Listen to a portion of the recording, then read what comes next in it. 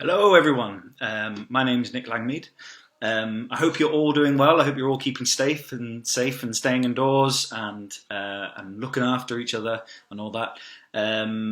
So I toured with Mikron in 2012, 2013 and 2014. 2012 and 13 with Ruth and Rob Took and Caroline Hallam. And then in 14 I did with Gilly Myers, Esther Grace Button and John Holt Roberts. So in that time we did Can You Keep a Secret about the Luddites. We did Don't Shoot the Messenger about the post office and Troopers, which is obviously World War One. And then we did the Allotment trilogy as well, which was just great. I've been racking my brains for funny stories that happened, but there's not too many I can repeat because obviously what happens on the boat stays on the boat. So sorry about that.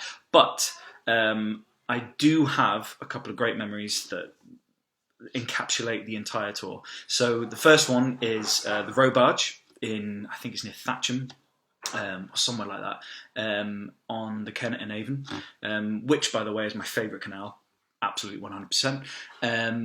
And it was a really full night. There were like 150 people odd, all out on their camp chairs, all wrapped up nice and warm. And we had these new outdoor lights that were like LED lights, and they were plugged in the pub, and we were playing down the canal. And for some reason, all the lights went off. I think one of the bartenders just like unplugged it or something. And instead of stopping, instead of everyone kind of moaning, everyone just switched on their torches, on their phones, on their head torches. They got out like their mag lights and stuff because everyone's prepared. Everyone that comes to Mikron shows is prepared. And we just carried on and did the show with torchlight, and it was fantastic. And it just encapsulated everything that there is about the Mikron tour, that everyone just looked after each other, they got on with it, they made the best of it, and it made the show better as a result because we all pulled together to make it. And I know that's really cheesy and stuff, but it just encapsulated the feeling of the entire tour. And then the second one was we were doing I think it was Losing the Plot at the camp house the Camp Inn in Grimley, and if you've ever been there, there's ducks, chickens, peacocks, like every kind of like game bird you could possibly think of is running around the place, pooping everywhere, and I was midway through. I had this one song, I had this really long note, and I was in the middle of this note, like,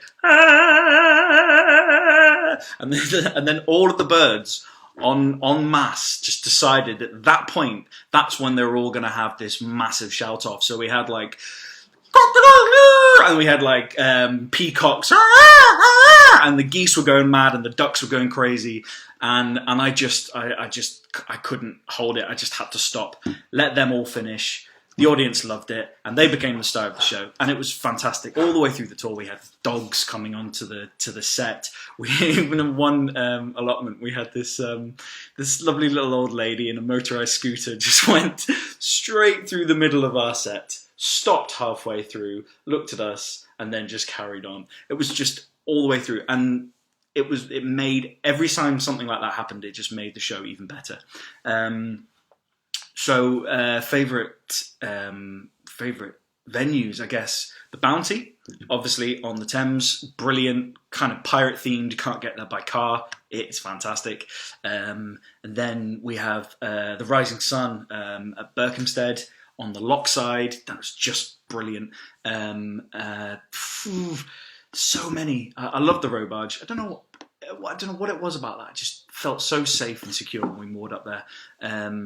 And there were just tons. The pig place. Oh my god, the sausages from the pig place were so good. Yeah, so many. The Folly at Napton, and obviously the Napton lock. God love that lock. So yeah, that's my memories. Now, jokes. I don't really know any family appropriate jokes, but I do know one. So what sits in a tree and goes, "Ah!" An owl with a speech impediment. Bye.